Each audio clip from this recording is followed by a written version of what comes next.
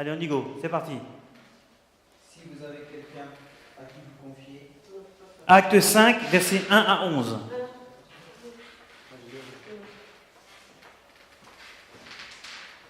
Tiens, vas-y, lève-toi là et une voix claire. Vas-y, lève-toi. Qu'on t'entende bien. Ah, mais le pasteur, il m'expose là, ça va pas ça. mais un homme nommé Ananias, avec Saphira, sa femme, vendit une propriété et retint une partie du prix. Sa femme, le sachant, puis il apporta le reste et les déposa aux pieds des apôtres. Pierre lui dit, Ananias, pourquoi Satan a-t-il rempli ton cœur au point que tu manges au Saint-Esprit et que tu aies retenu une partie du prix du champ?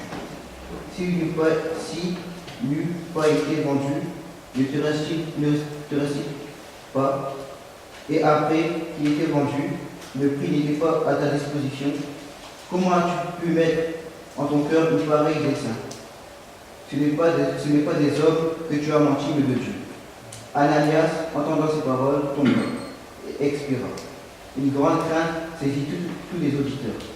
Les jeunes gens s'étaient levés, l'enveloppèrent, l'emportèrent et s'en venirent. Environ 3 heures plus tard, sa femme entra sans savoir ce qui était arrivé. Pierre lui adressa la parole. Dis-moi, est-ce à un tel prix que vous l'avez vendu le champ? Lui répondit-elle. C'est à ce prix-là. Alors Pierre lui dit, comment vous êtes-vous accordé pour tenter le Saint-Esprit? Voici, ceux qui ont enseveli ton mari sont à la porte et ils t'emporteront. Au même instant, elle tomba au pied de la porte et expira. Les jeunes gens, étant entrés, la trouvèrent morte. Ils l'emportèrent et l'ensevelirent auprès de son mari. Une grande crainte s'empara de toute l'assemblée et de tous ceux qui apprirent ces choses. Amen. Amen. Alors, quand tu lis ça, comment tu comprends? Qu'est-ce que tu comprends? Dis-moi. Qu'elle a travaillé le Saint-Esprit. Oui. Avant tu séchant, alors qu'elle ne peut pas. Y a-t-il un complément?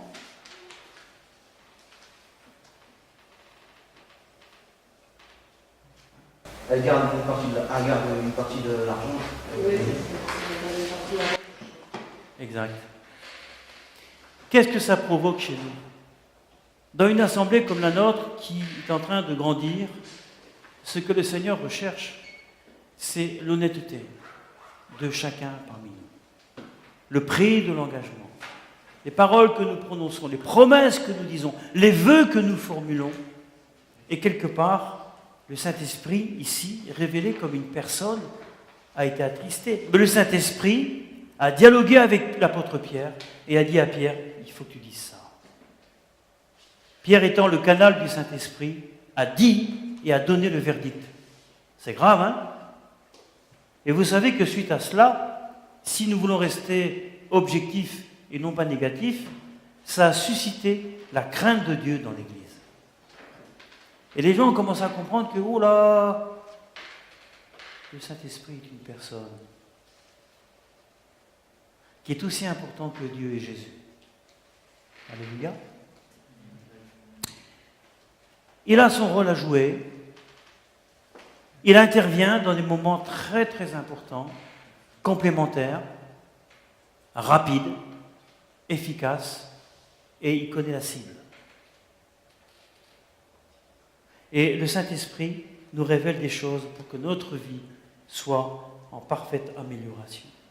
L'Esprit Saint parle. La parole de Dieu qui nous apprend que le Saint-Esprit est une personne. Regardez dans l'Apocalypse, chapitre 2, verset 7, c'est écrit sous votre feuille, vous l'avez sous les yeux, que celui qui a des oreilles entende ce que l'Esprit dit aux églises. L'Esprit de Dieu parle à l'Église. Amen. À celui qui vaincra, je donnerai à manger de l'arbre de vie qui est dans le paradis de Dieu. L'Esprit de Dieu parle aux églises. L'Esprit de Dieu qui, on verra ça plus tard, qui utilise les dons spirituels. Ce qui veut dire que les dons spirituels, ce n'est pas n'importe quoi non plus. Les dons spirituels, ce n'est pas de l'émotion, c'est du spirituel. On verra ça plus tard. Le Saint-Esprit aide et donne de la force. Qui, parmi nous, ce soir, a ressenti cette force et cette aide que le Saint-Esprit lui a donnée? Quelqu'un a-t-il vécu ça parmi nous? Attention, pour que ça se fasse, il faut vraiment que le Saint-Esprit soit là. Pas là, pas au niveau de l'intellectuel, au niveau du cœur. Qui a vécu cette expérience d'aide et de force à des moments précis? Juste un petit témoignage. Personne. Seigneur, pourquoi m'abandonnes-tu? Vas-y, haut et clair, que tout le monde t'entende.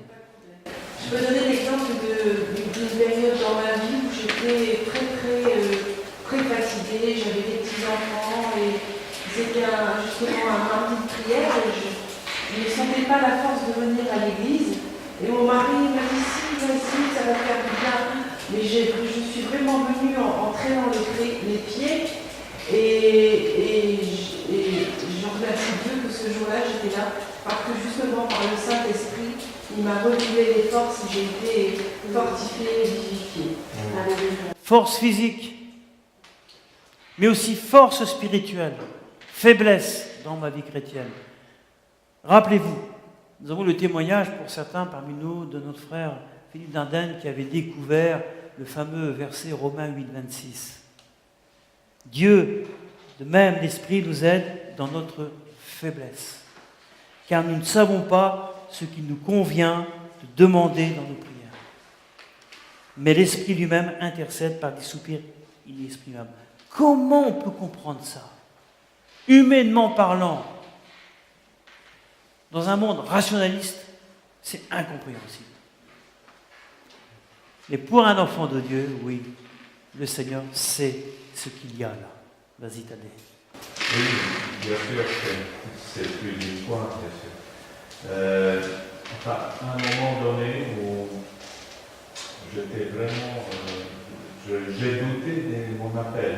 Et vraiment, il y avait un moment où... Je parle pour moi. Oui.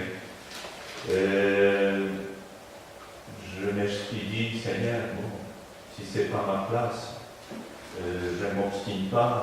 J'étais vraiment dans des armes à un moment donné, dans des difficultés. Et puis vraiment, Dieu a l'Esprit Saint a utilisé après pour me relever, pour me redonner la foi et puis confirmer. Je n'ai rien dit à cette fois, et il a utilisé, mais c'était vraiment quelque chose de très précis. Bon, bien sûr, beaucoup de choses comme ça. Voilà. C'était quelque chose qui était très, au moment bien précis. Quelle discrétion! Le Saint-Esprit est discret, mais il est efficace. Il vient toucher ce que nous ne pouvons maîtriser. Alors on dit Saint-Esprit, d'accord, ok, Daniel, c'est une personne de Saint-Esprit. Bon, ça va, c'est une personne. Et attention, une personne qui a reçu des qualifications. Comment ça?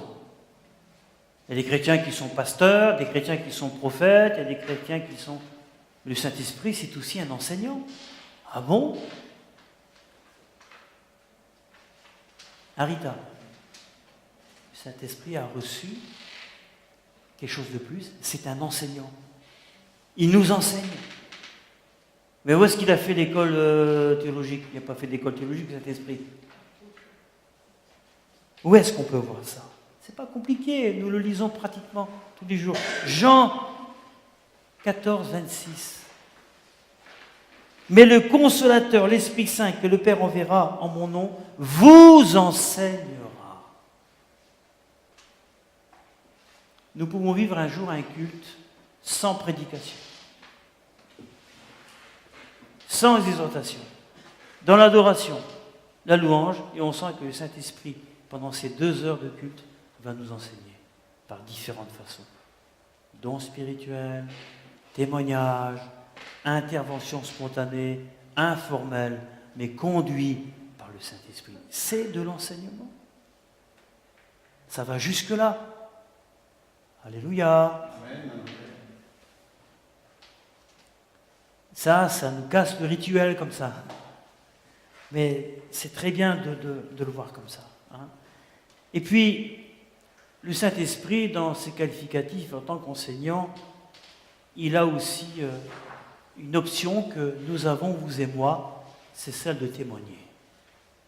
Le Saint-Esprit témoigne du Seigneur. Vous savez, quand une équipe travaille ensemble, qui est bien soudée, ils ne vont jamais se contredire les uns les autres. Malheureusement, dans notre société, notre France individualiste, nous avons des gens qui tentent de travailler ensemble, mais au bout d'un certain temps, ils ne s'acceptent pas, ils se critiquent, ils s'indexent, ils se jugent.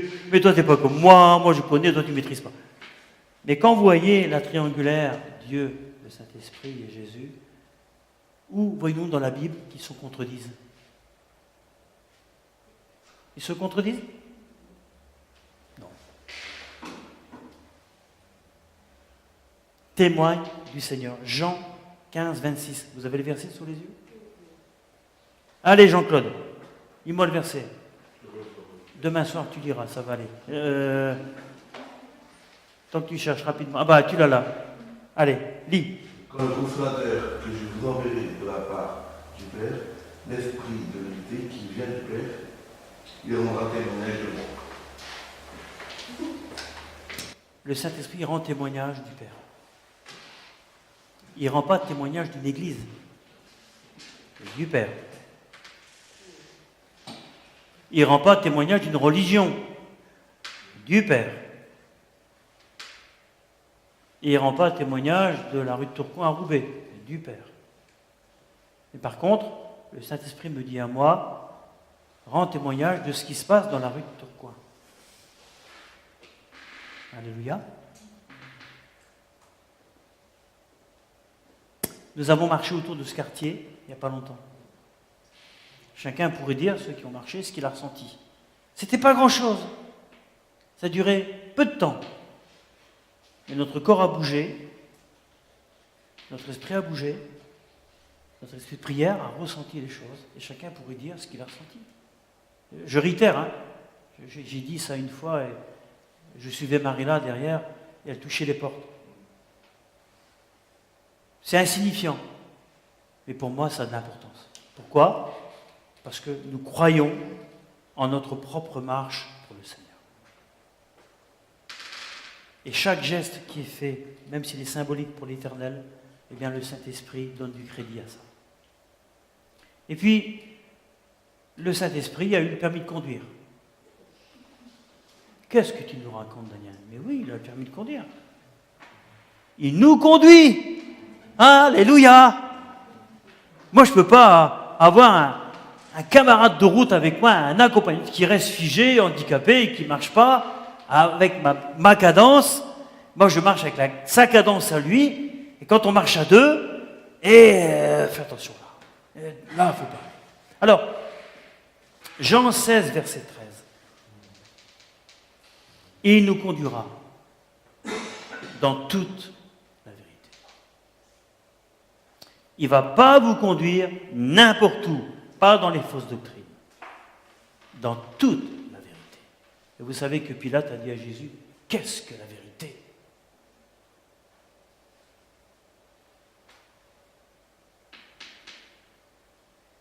Le Saint-Esprit convainc. Mais nous, en tant qu'enfants de Dieu, cette église qui est la maison de prière que nous fréquentons, nous devrions dire chaque matin, Seigneur, conduis cette maison de prière dans la vérité. Amen. Merci Seigneur pour le permis de conduire spirituel que tu nous donnes aussi et d'être collaborateur avec lui. Le Saint-Esprit a des acuités que vous et moi nous ne maîtrisons pas. Il a ce qu'on appelle, dans le jargon théologique, des attributs communicables et des attributs qui ne sont pas du tout communicables. Alors, une remarque. d'abord, oui, l'Esprit Saint console le croyant, ça vous savez. Vous êtes consolés par le Saint-Esprit, tous? Oui. Pas de souci? C'est un bon médecin? Il vient vous visiter? Ok. Il a son bureau pastoral, le Saint-Esprit, il vous reçoit? Mais il vient chez vous, hein. Quand il sonne, il faut ouvrir la porte. Il vient avec son petit sac. Est-ce que tu peux me recevoir?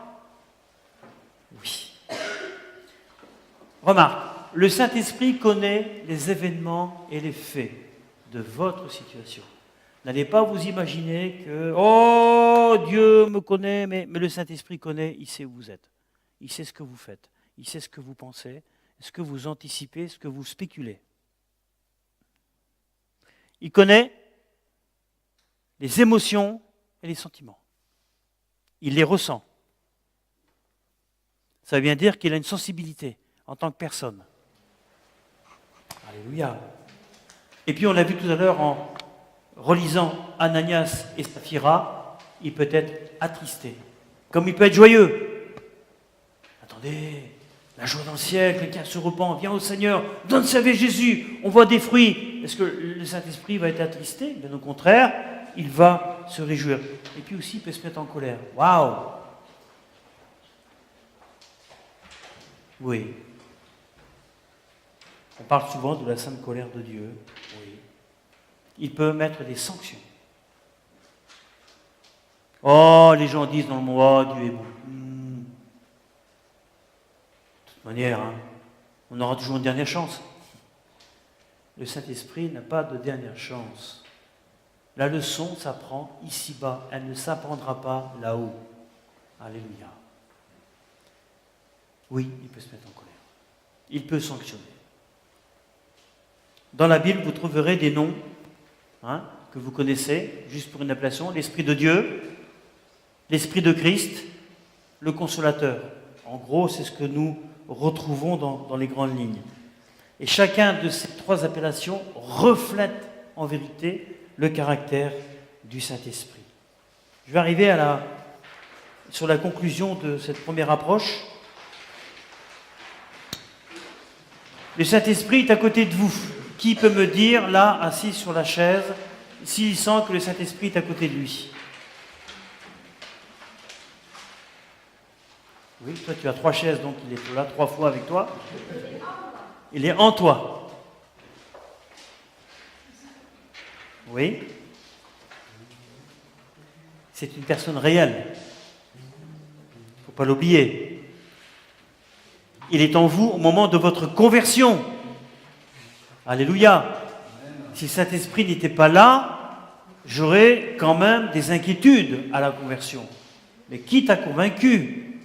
Hormis la prédication que tu entends en réunion plénière, c'est bien le Saint-Esprit qui convainc ton cœur de péché, de justice et de jugement. Et puis, il est présent dans notre vie de chaque jour et chaque minute, indépendamment du fait que vous ne le sentez ou pas. Quelquefois, on ne ressent pas, oh, aujourd'hui, non, je ne ressens pas la présence de Dieu, je ne suis pas bien, je ne me trouve pas en forme. Ah oui, j'ai des difficultés, mon patron il m'a cassé les pieds, j'ai mal dormi parce que la veille de mon sommeil, je ne me suis pas endormi avec le sommeil du juste. Et que personne ne s'endorme sur la colère, est-il écrit. Mais, et le matin quand on se lève, on a l'impression que la journée va être lourde. Et pourtant le Seigneur est à côté de nous, le Saint-Esprit est à côté de nous. Il sait nos besoins, n'est-ce pas? Combien sont ceux parmi nous qui ont réalisé que, en fait, étant incapable de me porter moi-même, c'est le Saint-Esprit qui m'a porté. C'est pas vrai? Oh là là là là là. On vient avec des pieds de plomb.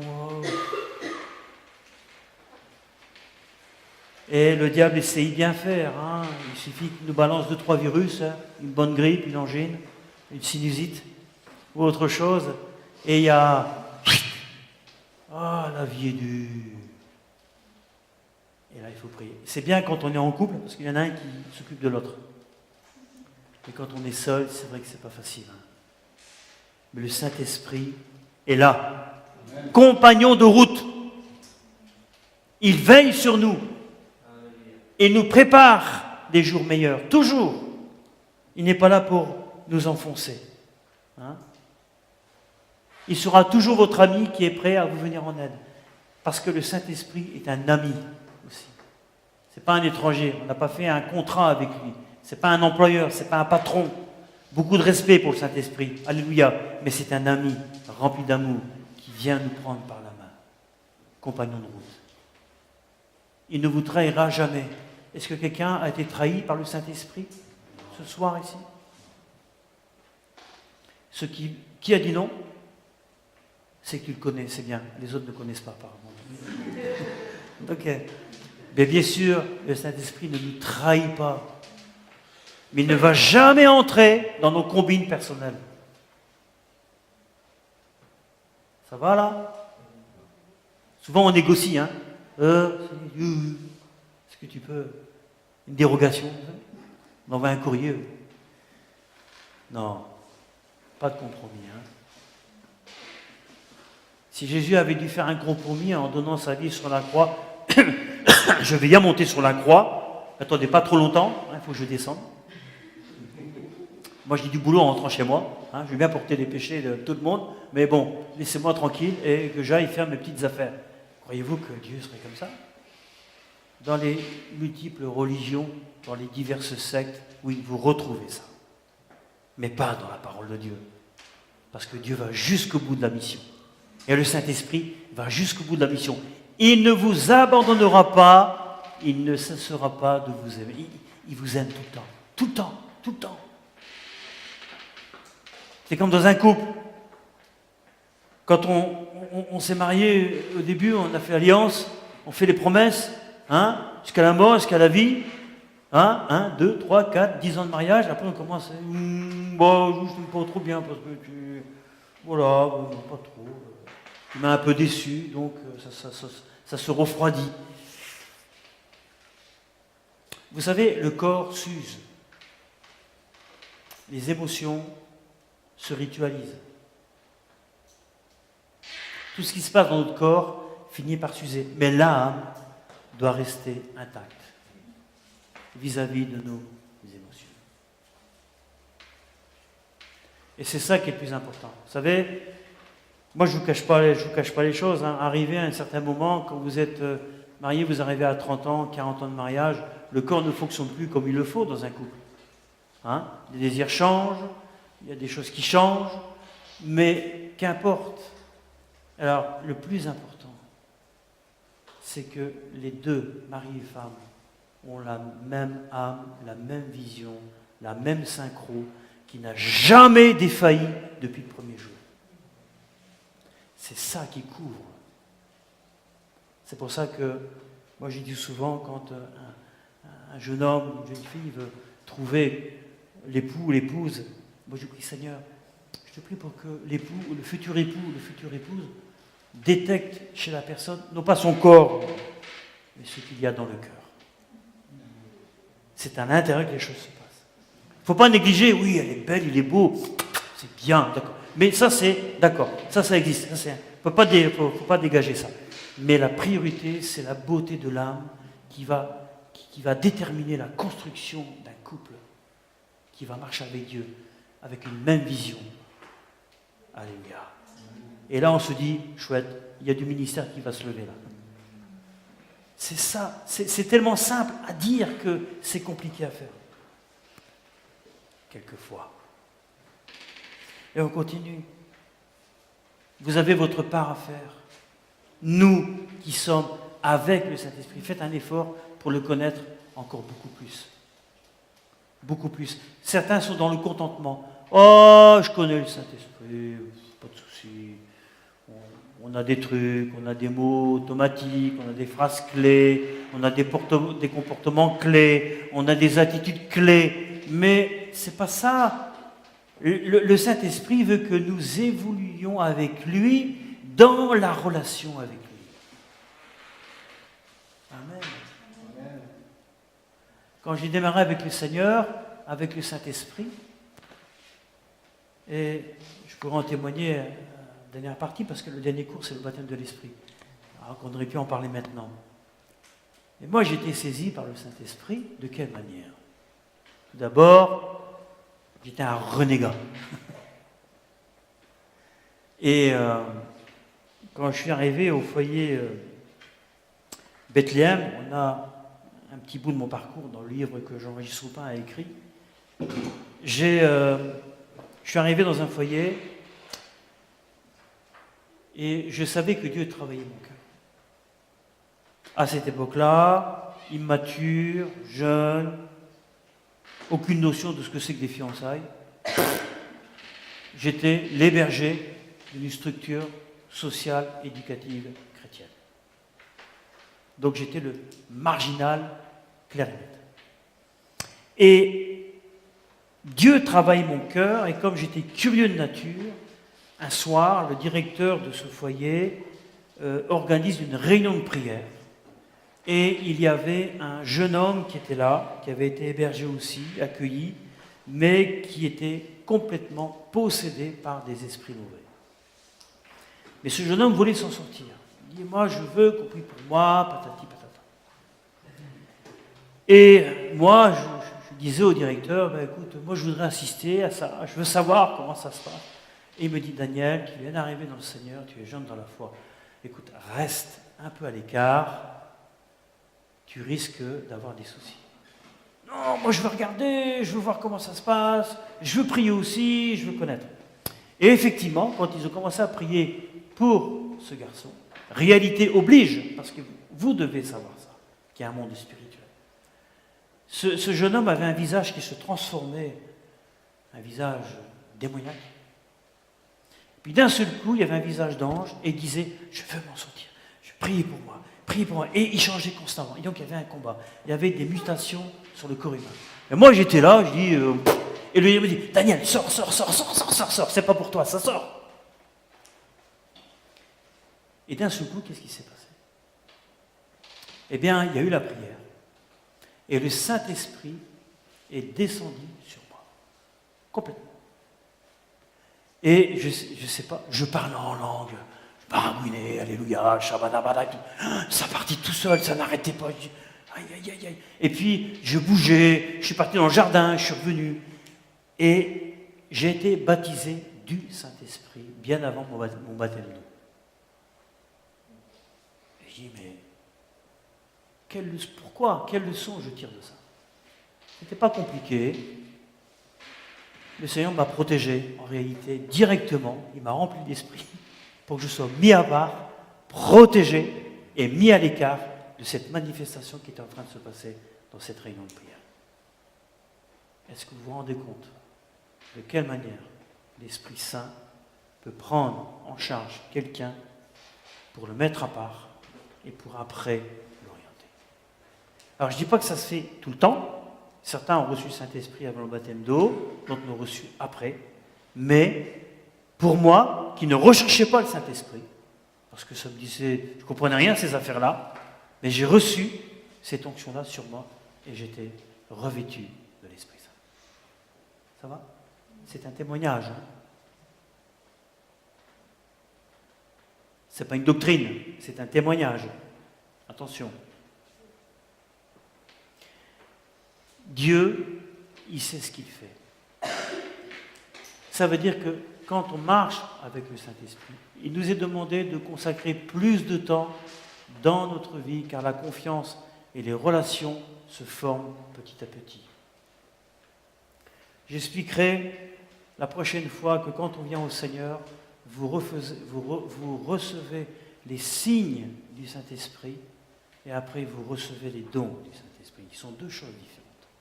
Quelle est la conversion d'une personne, le signe? C'est que le Saint-Esprit est venu toucher son cœur. Rien à voir avec les dons spirituels.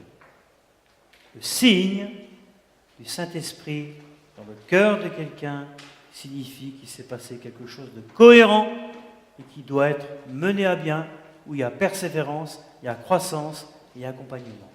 Alléluia. Consacrez plus de temps dans votre vie, car la confiance et les relations se forment petit à petit. Soyez sincères avec l'Esprit Saint. Toujours sincère. Ne mentez pas au Saint-Esprit. Ne trichez pas avec le Saint-Esprit. Et puis, adressez-vous à lui à travers la prière. Saint-Esprit, j'ai appris que tu es une personne, aide-moi à te connaître. Alléluia. J'espère que personne n'a honte de parler au Saint-Esprit ce soir. Alléluia. Donc nous avons notre part à faire. Ça va pour l'écriture? Bon, les copains, ils vont copier sur les voisins après, pas de souci. On avance. Dites-lui ce que vous vivez en ce moment. Ce que vous pensez de lui. Eh oui. Est-ce que de temps en temps, on prend un petit rendez-vous avec le Saint-Esprit? Saint-Esprit, dis-moi. Sonde mon cœur. Sonde mes reins. Qu'est-ce que tu attends de moi? Alléluia. Comment vivez-vous votre relation avec lui? Question aussi importante. Souvent, nous nous bâclons et nous prenons des décisions et nous disons nous-mêmes au Saint-Esprit, tu feras ça, tu feras ça. Dans nos prières, Saint-Esprit, interviens, fais ça, Saint-Esprit. On impose. Mais quelquefois, le Saint-Esprit, il ne répond pas. Il n'y a pas de manifestation quelconque, visuelle, physique ou spirituelle. Et on se dit, tu m'as oublié. Et le Saint-Esprit te rappelle, mais souviens-toi que c'est moi qui prends la décision, c'est pas toi. Alléluia. Demandez-lui de vous parler. Souvent, nous on parle beaucoup. Hein, la soupe au chou. Hein. Beaucoup on parle. Mais demandez, Saint-Esprit, parle-moi. Et vous savez de quelle manière le Saint-Esprit vous parle? Il peut parler par quelqu'un, mais dans le silence, quelquefois. Murmure, doux et léger, Dieu vous parle. Hein? Pasteur Alexandre Barcouti nous a fait beaucoup de leçons par rapport à ça. Hein? Le souffle dans les branches, d'arbres, etc. Dieu nous parle. Beaucoup de souplesse. L'Esprit vient nous souffler. Il nous dit, arrête de faire du bruit, calme-toi et laisse-moi te diriger. Moi, j'ai dû apprendre ça en Afrique. Tu sais, Stéphania, tu te souviens quand on est parti dans le bureau du commissaire? Nous étions en mission, c'était leur voyage de noces à Stéphania et à Sylvain, c'était formidable. Un beau voyage de noces. Et on partait à l'intérieur du pays. Et à chaque fois qu'on va dans un hôtel, il faut s'inscrire chez les policiers, au commissariat. Parce que vous avez changé de région. On avait changé de région. On avait changé de région et bien sûr, nous sommes les Blancs. Et on demandait de l'argent. Et comme ma belle fillotte était là, elle faisait sa première expérience. Pour nous, tout était clair. On avait tout mis au clair en France. Le visa était fait, le passeport était fait, on avait banqué, tout. Pour nous, c'était fluide. Mais arrivé là-bas, bien sûr, le bureau de police nous dit 5 000, c'est ça, non?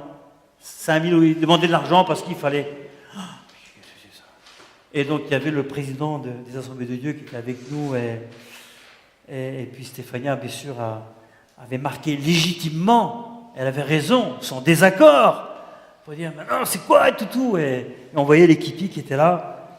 Et il y a le président qui vient me voir et me dit, Daniel, calme ta belle-fille, elle va nous faire rater la mission.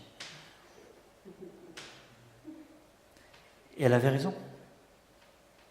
Mais il fallait agir avec beaucoup de diplomatie pour ne pas court-circuiter la mission parce que, eh bien, il fallait donner de l'argent en plus.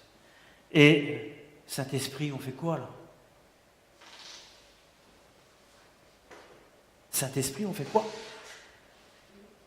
Maintenant, il y a une autre phrase à côté. Jésus, que ferais-tu à ma place? Faites très attention quand vous dites ça.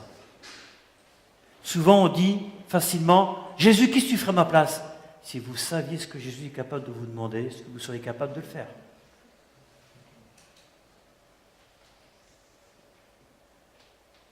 Et fort heureusement, les frères qui nous avaient pris en charge ont pris le dossier en main. Mais imaginez que si nous n'avions pas été accompagnés par des autochtones, vous savez ce qui se passe. Vous donnez, vous restez. Mais il n'était pas question de sortir sans donner quelque chose au commissariat. Et quelquefois, on a besoin de l'aide du Saint-Esprit, important. Vous savez pourquoi? Pour pas que nous-mêmes, nous puissions agir sur nos propres émotions et que nous prenions des décisions trop hâtives qui pourraient disqualifier, pénaliser la mission que nous menons. Saint-Esprit, tu nous accompagnes, même dans ces moments-là. Et on apprend des leçons. N'est-ce pas, Mathieu?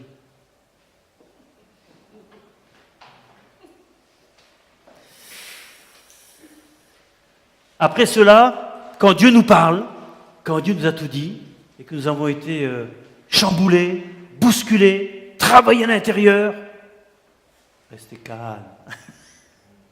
Calme, ou prenez la parole de Dieu et lisez la parole de Dieu. On travaille sur le caractère.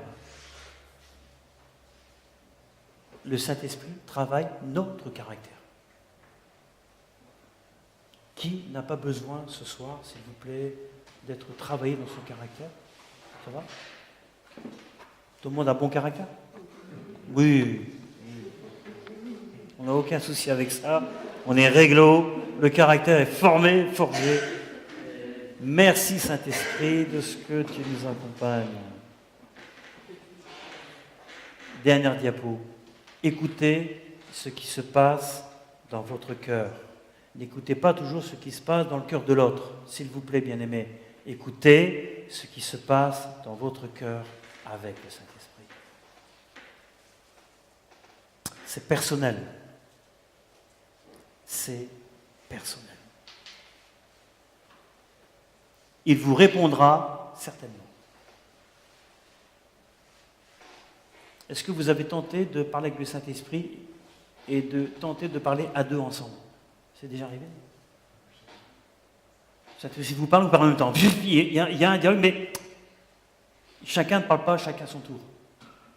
Et le Saint-Esprit nous apprend à nous taire, de laisser parler. Vous savez, nous les Français, c'est le problème qu'on a, surtout dans le nord de la France. Nous les Français, les Hauts-de-France, nous parlons beaucoup. Quand quelqu'un nous parle, nous ne laissons même pas finir la personne, on parle déjà. On a déjà la réponse, alors que le gars n'a pas tout dit. Le Saint-Esprit fait de même avec nous. Laissons-le nous parler. Ne répondons pas de suite, laissons mûrir cette parole. On va dormir spirituellement un petit peu, et on réagit, on revient, et là, Seigneur, j'ai écouté ce que tu m'as dit. Amen. Cette réponse vous apportera la paix et la joie. Bien-aimé, quelqu'un qui dit avoir le Saint-Esprit, mais qui est sans cesse dans l'angoisse, dans la torpeur, dans l'inquiétude, qui n'a pas la paix, il y a quelque chose qui ne va pas. La paix, c'est le baromètre. La paix va avec le Saint-Esprit. Les deux travaillent ensemble. Et c'est ça que Dieu nous demande. On va arrêter ce soir pour cette première. On sait faire la deuxième, mais bon, donc ça passe.